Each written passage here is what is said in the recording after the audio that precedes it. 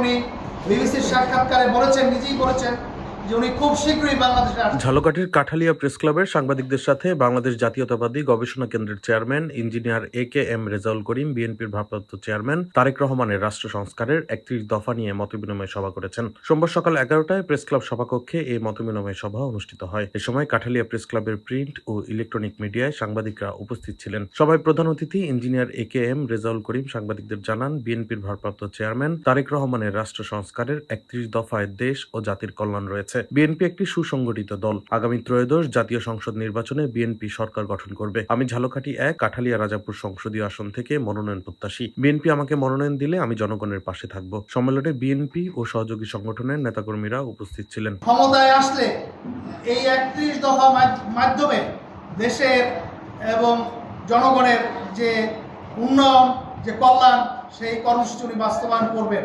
Desk report, Dainik destiny.